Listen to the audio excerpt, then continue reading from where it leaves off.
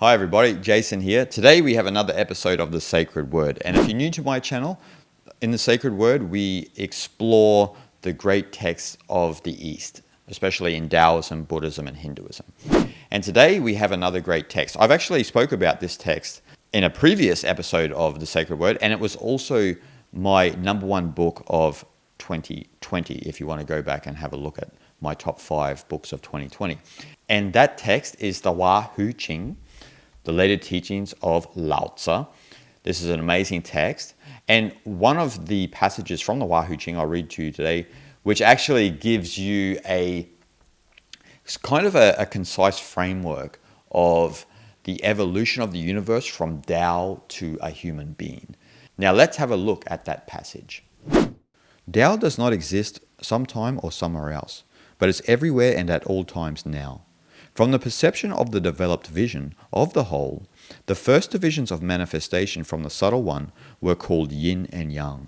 Yin being the physical manifestation that is symbolized by a broken line, while manifestation of subtle energy, or Yang, is symbolized by an unbroken line.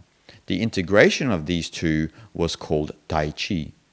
A human being is a model of the integration of yin and yang, with physical energy manifesting as the body and subtle energy manifesting as the mind and spirit. Further, the ancients referred to these 3 aspects of the universe as heaven, symbolized by 3 solid lines, which is yang, earth, symbolized by 3 broken lines, which is yin, and man, symbolized by Tai Chi, which is integration of the yin and yang. That gives you a model of the universe, from all the way from Tao to us mere human beings, right? So let's unpack this chapter. So at the beginning, Tao does not exist sometime or somewhere else, but is everywhere and at all times now. The Tao is all there is. It's like Brahman and Vedanta. The Tao is this non-dual reality that we come into contact with. It was what existed before the Big Bang, this manifestation of the 10,000 things, so to speak, to use the terminology of the Tao Te Ching. And it's within everything. So it transcends it, but is also immanent within everything, right? That's the Tao. And that's that energy of the universe that we can come into alignment with when we let go of trying to control our life and opposing the universal stream. And we just allow the Tao's current to become our own, which is De, right? Which is virtue. And so the next line says, from the perception of the developed vision of the whole. So remember, you've developed this vision of the whole. It's like that quote in the Zhuangzi when he states that when there is no more this and that, I reside in the still point of the Tao. He can see the infinite in all things, right? My merchandise is in honor to that specific quote. And so we have that, and then it says the first divisions of manifestation. So now we're talking about the manifest world of 10,000 things. From the subtle one, so we're talking about the Tao here, were called Yin and Yang. So Yin and Yang were the first energies of the manifest world. And don't just think of manifest world as this solid world. We're talking about like all of the energy and space. We're talking about space, form, time, the subtlest things we can think about also, right? Not just the physical form. And so they were called yin and yang. And so yin here, yin being the physical manifestation that is symbolized by an unbroken line. And this unbroken line, if you're familiar with the I Ching, these symbols are very important when you understand the I Ching, the Book of Changes. For those who aren't familiar with that, I highly recommend reading Richard Wilhelm's translation of the I Ching. It's absolutely amazing. It's not just a book of divination, it's a book of wisdom. It's really a book of wisdom. And so we have here, yin is symbolized with the broken line, right? While the manifestation of subtle energy, or yang, is symbolized with an unbroken line. And the integration of these two is called Tai Chi, which Tai Chi, the symbol of the yin and yang, right? That's the symbol. The yin and yang symbol is Tai Chi. And so it's ironic here because like when you think about yin, right, you think about the manifest world. Even in the same sense when you think about Maya in Vedanta, there's this idea of separation. It's the natural world is built on this idea of separation, even though there's this sort of this unity within the separation, if you have this developed this developed vision that they speak about. So as it said, from the perception of the developed vision of the world, the first divisions of manifestation, the subtle one, so you can actually see the unity within the separation, the unity within what is perceived as this illusory duality that we're all bought into, right? This is this idea of order out of chaos in occultism. This idea where, from a very egoistic perspective, there's chaos, right? When your mind is engaged in, the nonsense of the world, but when your mind has evolved, you see it from an elevated perspective, and you see that there's actually intrinsic order within chaos, right? So let's get to the next part, right? A human being is a model of the integration of yin and yang. So the human being is a model. We are a model of the fundamental forces of the universe, of yin and yang, with physical energy manifesting as the body. We can talk about yin in the sense of, the receptive, the soft, the subtle, but also we can think about it as the manifest world, the mother nature. We have these terms, right? And you can relate it a little bit also to prakriti. Prakriti being the nature of the world in yoga and Sankhya.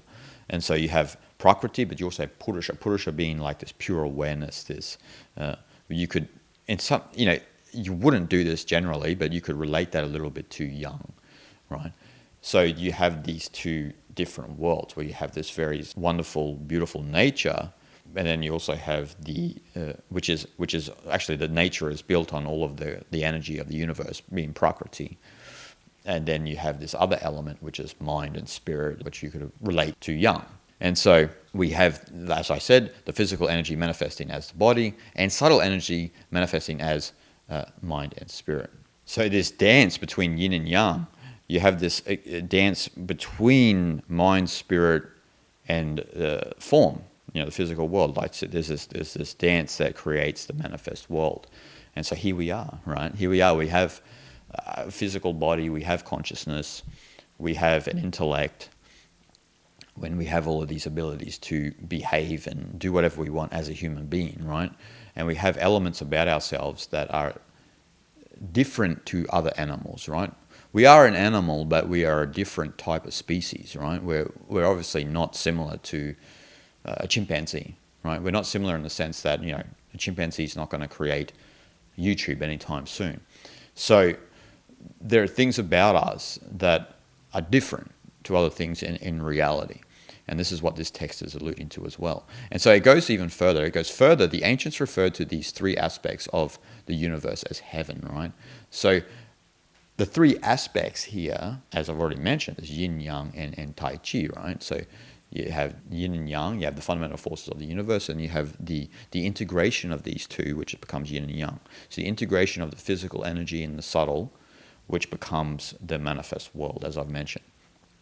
And so the ancients referred to these three aspects of the universe as heaven, symbolized by the three solid lines. Again, we're alluding to the I Ching here, which is yang, and earth, where we are, symbolized by three broken lines, which is yin, and man, symbolized by Tai Chi, which is the integration of yin and yang.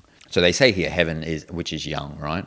So that's the masculine principle of the universe. That's that creative principle that we would talk about in the Qing, the active principle. Earth being the feminine principle, being the yin aspect, so the receptive, and the passive, but also the humble, as I said, which is yin, and then man. Man here being both for men and women, being an accumulation, an integration of both of those forces. So again, heaven, earth, man. So heaven being yang, the masculine, and earth being yin, the receptive, the passive, and man being an accumulation or integration of both of those energies. That's why all of us have yin and yang energies flowing through our being. And a lot of people make the mistake when they come into spirituality and they read these terms and they assume that yin means female and masculine means male. This is not how it works, right? And it's not how it works also with Shiva and Shakti. When people think of Shiva and Shakti in Shaivism, no. It means masculine and feminine But you need both to understand the Tao or Brahman in this sense. So both heaven and earth here are a manifestation of the Tao. They are the yin and yang forces, right?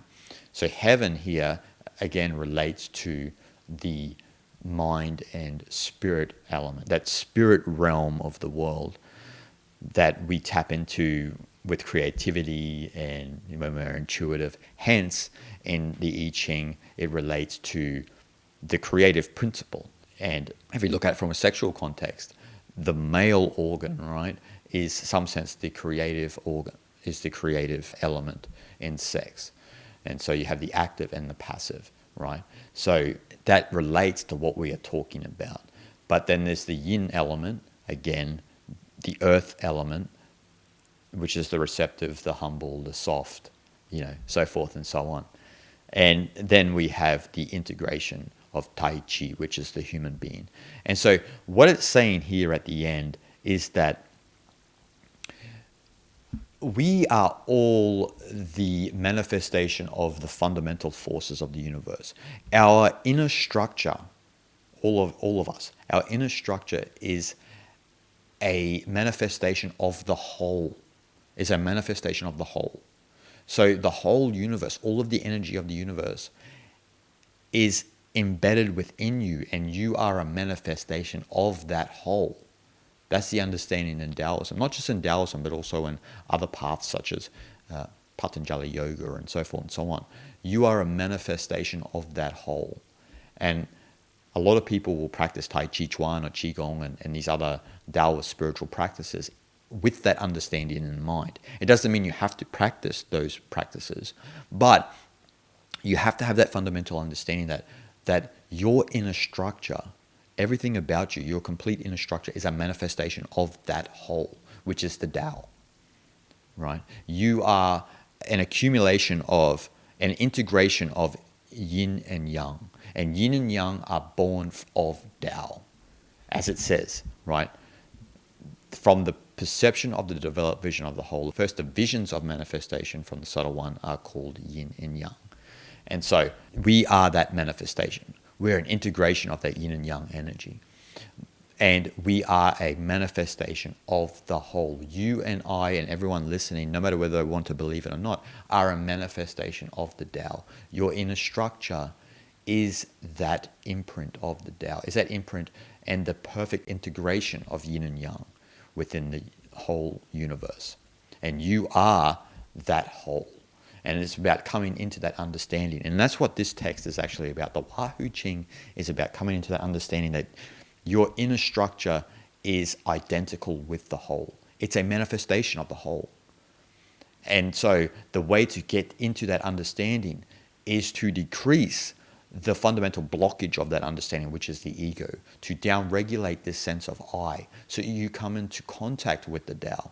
You let go of the banks of the river and stop fighting the current of the universal river, and allow the river's power to become your power, which is which is virtue. But that can only be achieved when you let go of this illusion of who you believe you are.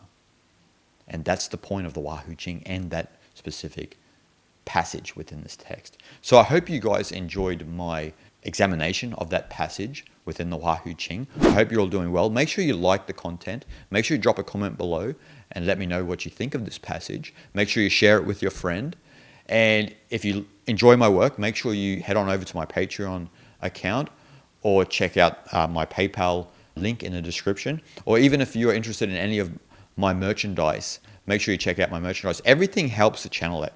I hope you all understand. Everything helps the channel and helps the evolution of this channel going forward. So I hope you're all doing well and have a great day, and I'll see you guys in the next video.